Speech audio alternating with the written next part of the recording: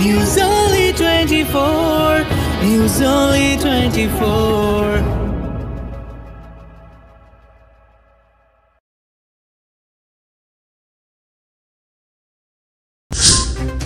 সিরাজ উদ্যান খুলল কাকলির হাত ধরে। সমস্যা কাটিয়ে আবার খুলে গেল বারাসাতের ঐতিহ্যবাহী সিরাজ উদ্যান।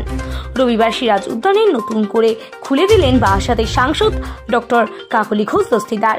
উপস্থিত ছিলেন বারাসাতের বিধায়ক চিরঞ্জিত চক্রবর্তী, বারাসাত পৌরসভার পৌর প্রধান অশ্বনী মুখার্জি সহ অন্যান্যরা।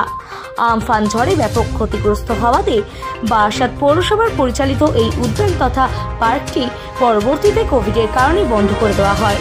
এবার সবকিছু ঠিকঠাক করে নতুন করে পার্কটি দর্শনার্থীদের জন্য রবিবার থেকেই খুলে গেল। এর ফলে বারাসাত সহ পার্শ্ববর্তী এলাকার শিশু থেকে বৃদ্ধ সবাই সিরাজ উদ্যানে ভ্রমণের আনন্দ নিতে পারবেন। আপনার সাংসদ তহবিল বিধায়কের তহবিলের টাকা আছে, আবার নতুন করে আমফানের সময় এত সুন্দর একটা এখানে যে পার্ক তৈরি করা হয়েছিল, জলাশয়কে সৌন্দর্যায়ন হয়েছিল এবং ইতিহাসটাকে তুলে ধরার জন্য লাইট অ্যান্ড সাউন্ড সব কিছু ভেঙে গেছিল।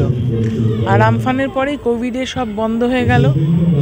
এটা একদম নোটিফিকেশন করে পাবলিক প্লেস সব বন্ধ হয়ে গেছিলো, সারানোও হয়নি আবার করে, তাই জন্য টেন্ডার ডেকে এটাকে সারিয়ে সুন্দর করে খুলে দেওয়া হলো জনসাধারণের স্বার্থে। আপনার সাংসদ কত টাকা? আমার এখন মনে নেই, কেননা টোটাল প্র্যাকটিক্যালি এই বছরেই আমি 7.5 কোটি টাকার কাজ করেছি।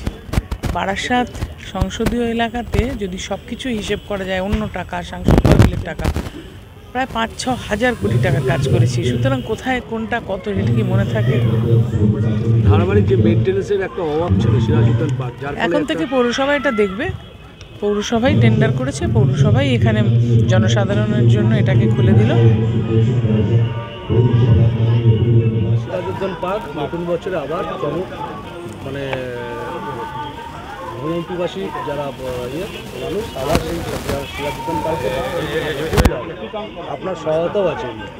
হ্যাঁ, মানে আমার একটা ক্ষুদ্র সহায়তা, বড় সহায়তা আছে একটু ওর কাকলির, কারণ সে এই পুরো জায়গাটাকে একটু সাজিয়ে দিয়েছে, আবার নতুন রং টং করে দিয়েছে। আর আমি আলোগুলো করে দিয়েছি, আলোগুলো খারাপ হয়ে গেছে সবগুলো, তার জন্য একটা বোধহয় 20 লাখ টাকার মতো আমি দিয়েছি, তাই দিয়ে এটা করা হয়েছে আর কি। আবার নতুন করে সেজে উঠেছে এটা, আবার এটা ভালো বেড়ানোর জায়গা হবে, মানুষ আসতে পারবে, ব্রিদিং স্পেস হবে আর কি, দম নেওয়ার জায়গা আর কি, সেটাই বলি আমি।